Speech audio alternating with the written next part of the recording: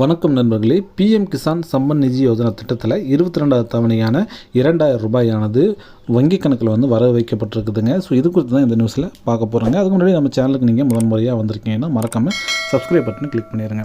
So PM Kisan திட்டத்தில் பார்த்தீங்கன்னா இது வரைக்கும் 21 தவணைகள் பயனாளர்களுடைய வங்கி கணக்கில் செலுத்தப்பட்டிருக்குங்க. ஒரு வருஷத்துக்கு 6000 ரூபான்னு அது 3 தவணைகளாக பிரித்து ஒவ்வொரு 4 மாதத்துக்கு ஒரு முறையும் பார்த்தீங்கன்னா 2000 ரூபாய் விவசாயிகளுடைய வங்கி கணக்கில் செலுத்தப்பட்டு வருதுங்க. அந்த வகையில் 22வது தவணையானது மார்ச் 13ஆம் தேதி விவசாயிகளுடைய வங்கி கணக்கில் செலுத்தப்பட்டு இருக்குங்க. ஸோ எல்லா விவசாயிகளும் அவங்களுடைய வங்கி கணக்கை செக் பண்ணி பாருங்கள், பணமானது கிரெடிட் ஆகிருக்கும்.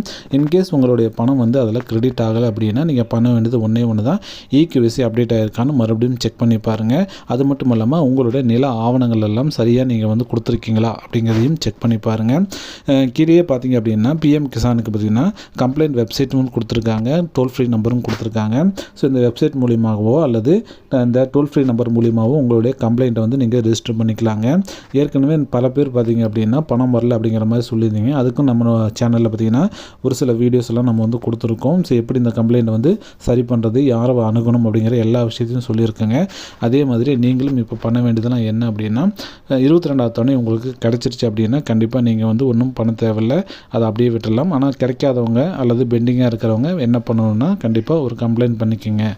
டோல் ஃப்ரீ நம்பர் பார்த்தீங்க அப்படின்னா நம்ம வீடியோவோட டிஸ்கிரிப்ஷனில் கொடுக்க. மீண்டும் ஒரு நல்ல ஒரு தகவலோடு சந்திக்கிறேன். அது வரைக்கும் நன்றி, வணக்கம்.